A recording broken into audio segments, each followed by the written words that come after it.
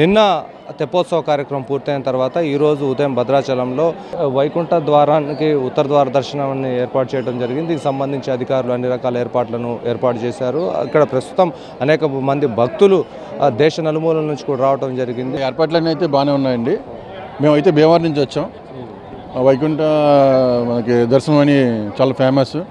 ఇది స్వయంగా మనం మార్నింగ్ 5కి స్టార్ట్ అయింది, 6 వరకు పూజ జరిగింది. ఇప్పుడు మళ్ళీ ఉత్తర ద్వారం ద్వారా మనం దర్శనం చేసుకుంటాం.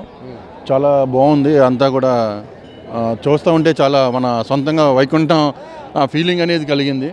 చాలా అదృష్టం మనం అలా చేసుకోవటం. వైకుంఠ ద్వారం దర్శనం చూస్తే టీవీలో చూస్తే కాదు, ప్రత్యక్షంగా వస్తే మన దీన్ని దర్శించుకుంటేనే దీంట్లో ఉన్న థ్రిల్లింగ్ ఉంటుంది. ఏదో మనం ఎవరు చెప్తేనే యూట్యూబ్లో చూడటే కాదు, మనం రావాలి, వచ్చి సరదాగా ఒకసారి చూసుకొని ఉత్తర దర్శనం చేసుకుంటే మన ముక్కోటి దేవతలు కూడా ఈరోజు వస్తారు కాబట్టి మనం దాంతోపాటు మనం కూడా మన స్వామివారిని దర్శించుకోవడం మన అదృష్టం. చాలా సంతోషం. కానీ ఈరోజు ఆంజనేయ స్వామి మాల వేసుకుని స్వామివారి దివ్యమైన కార్యక్రమంలో పాల్గొన్నందుకు చాలా ఆనందంగా ఉంది. ఇప్పుడు దర్శనానికి వెళ్తున్నాం స్వామి, చాలా అద్భుతంగా ఉంది.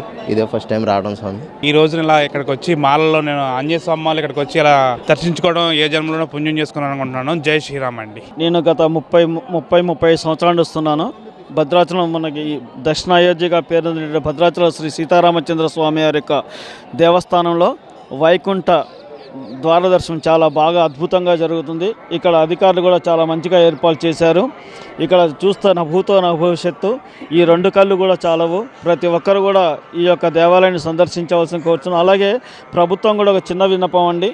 దాదాపుగా దేశం అలాగే నలుమూల రాష్ట్రాలు ఉన్నటువంటి భక్తులు ఈ భద్రాద్రిని సందర్శించాలంటే రైలు మార్గం లేకపోవడం చాలా విడ్డూరకరం. రైలు మార్గాన్ని కూడా ఏర్పాటు చేస్తే నిత్య కళ్యాణంగా భద్రాద్రి ఇంకా అభివృద్ధి చెందుతుంది. కావున కేంద్ర రాష్ట్ర ప్రభుత్వాలు రైలు మార్గానికి చూపించిన ఎడల అనేక భక్తులకు రవాణా సౌకర్యం కలిగజేస్తే ఇంకా ఈ ఆలయం ఇంకా అభివృద్ధి చెందుతుందని ఆశిస్తున్నాం.